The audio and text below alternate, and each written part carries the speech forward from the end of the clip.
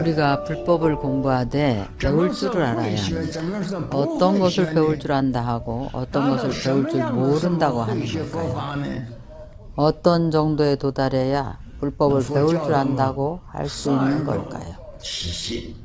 부처님께서 우리에게 선용기심, 마음을 잘 쓰라고 하셨습니다. 문수보살께서 우리에게 가르치신 선용기심입니다. 그러나 우리는 마음을 잘 쓸 줄 모릅니다.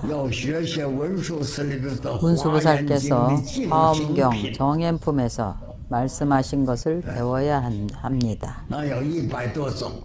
100가지 경우가 넘는 말씀입니다. 어떻게 이 마음을 쓸 것인지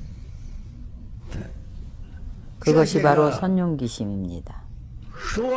우리가 말하는 것과 실제 행동이 부합되기가 어렵습니다. 만약 우리가 말하는 것과 우리 자신이 하는 일이 언행이 일치한다면 내지는 마음이 행위를 지도하고 행동이 마음을 일깨울 수 있다면 이것은 정말 난득한 일이고 어려운 일입니다. 첫 번째, 우리는 먼저 탐진치 3독을 내려놓아야 합니다. 우리는 매일매일 생각합니다. 우리 불자들이 매일매일 누구나 생각해야 합니다. 우리는 탐심을 내려놓지 못합니다. 우리가 무엇을 탐하든지 간에 탐하는 마음이 있습니다. 겉으로 보기에는 알아차리기가 쉽지 않습니다. 전에 우리 사찰에 살고 있던 수행을 상당히 잘한 한 노스님이 계셨습니다. 겉으로 보기에는 아주 좋아 보였습니다.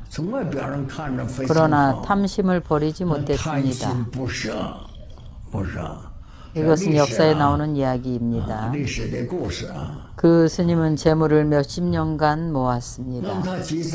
모은 돈을 전부 그 당시는 작은 은전을 사용했는데 그걸 모아서 큰 돈인 대원보로 만들어가지고 허리춤에 차고 있었습니다. 누워서 잘 때도 잠시도 떨어켜 놓지 않았습니다. 어느 날 소변을 보다가 잠시 부주의한 사이에 그만 허리끈이 끊어져 버렸습니다. 허리끈을 묶은 후 바꾸지를 않았던 것입니다. 허리끈이 끊어져 버렸습니다. 끈이 끊어지니 그 안에 든 은전들이 바로 똥독으로 떨어져서 묻혀버렸습니다. 그 당시 우리 절집의 화장실은 아주 큰 재래식 변소였습니다. 지금은 현대식 화장실처럼 사람이 빠지지 못하게 되어 있지를 않았었습니다. 그렇게 큰 똥톡에 빠졌으니 어떻게 됐겠습니까? 이 노스님이 포기를 못하고 그렇게 오랜 세월을 모은 것이니 은전을 찾다가 그만 함께 죽어버렸습니다. 그래도 노스님은 도력이 좀 있었습니다. 어느 정도 수행을 해서 쌓은 공력이 있었습니다. 죽은 후에 거북이로 변했습니다. 똥독에서 돈덩어리를 끌어안고 있다가 지객스님 꿈에 나타나서 선몽을 했습니다. 내가 욕심을 부리고 마음을 비우지 못해서 떨어졌습니다. 지금 저를 좀 구해달라고 나타났습니다. 이것은 꿈입니다. 그래서 꿈속에서 물었습니다. 어떻게 구해드리면 되겠는지. 사람을 시켜서 똥독에 똥을 다 퍼내라고 하였습니다. 다 퍼내고 나서 그 돈으로 장례를 치르고 남은 돈으로 대중스님들께 공양을 하고 본인을 위해서 참회 기도를 해달라 했습니다. 그 스님은 노스님이 이야기한 대로 해주었습니다. 그렇게 하고 나니 구제가 되어서 바로 해탈하였습니다. 그러나 그 노스님은 어느 정도 수행이 있는 스님이었습니다. 욕심을 제외하고는 다른 공부는 아주 잘했습니다. 만약에 다른 공부가 없었다면 다른 이에게 선몽을 하지 못했을 것입니다. 지객 스님에게 선몽을 해서 이것은 실제 있던 이야기입니다. 우리가 공부를 하거나 수행을 할 때는 자신의 몸과 마음을 점검해야 됩니다. 어느 한 곳에 특별히 집중되어 있는 곳이 있는지, 그럼 어떻게 하면 염불하는 걸로 마음을 집중할 수는 없는 걸까요? 이건 성근이 없는 겁니다.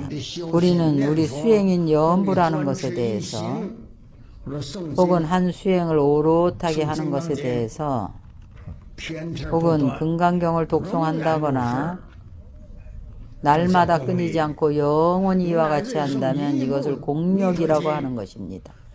내지는 아미타경 한 부를 독송한다든지 하면 임종시에 절대로 극락세계 왕생합니다. 두려운 것이 무엇인가 하면 중단하는 것입니다. 독송하다가 중단하는 겁니다. 우리 수행자는 만약 몇십 년을 하루같이 지내면서 오직 한 가지 수행만을 해도 됩니다. 내가 본 한 사람이 있는데 그 사람 이름은 말하지 않겠고 그 사람에 대해서도 말할 게 없습니다. 바로 요즘 사람입니다. 그 사람이 불교를 믿느냐 하면 믿지 않습니다. 불교를 안 믿느냐 하면 대비주를 염송합니다.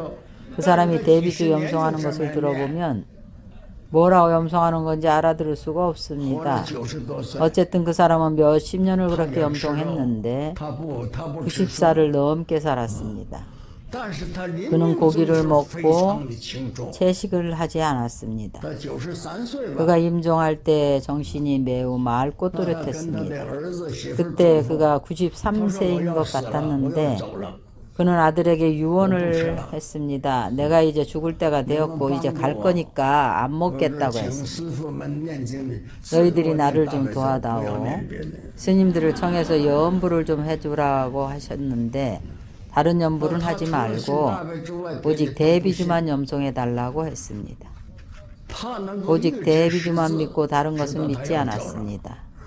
그는 때가 된 것을 미리 알 수 있었고 본인이 갈 때가 된 것을 알았습니다. 그가 말하기를 관세음보살이 그를 인도하러 왔다고 말했습니다. 그를 데리러 접인하러 왔다고 했습니다. 비록 극락세계라는 말은 안 했지만 그가 대비주를 염송했기 때문에 바로 관세음보살이 그를 데려간 것입니다. 우리 불교를 믿는 신자들은 열심히 믿습니다. 나도 열심히 믿습니다. 어떤 다른 잘못이 있든지 상관하지 않고 오직 대비주만을 몇십 년을 하루같이 염송했습니다. 단 한 가지 수행만을 꾸준히 하면 이것을 공부라고 하는 겁니다. 무엇이 두려운 것인가 하면 오늘은 이 수행을 하다 내일은 저 수행을 하는 것입니다. 혹은 중단하는 것입니다. 그러면 효과가 없습니다. 이 시대는 오타각세의 말법 시대입니다. 그래서 우리는 한 가지 수행을 깊이 해야 합니다. 깊이 있게 연구하라는 것이 아니라 한 구절 아미타불 연부를 하더라도 하루도 끊이지 않고 연부를 한다면 아미타불께서 접인하러 왜 안 오시겠습니까? 그러나 대세지보살께서 말씀하신 대로 연불해야 합니다. 입으로만 연불하면 안 됩니다. 부처님을 기억하고 부처님을 생각하면 반드시 입으로 연불하면서 마음으로도 생각을 해야 합니다.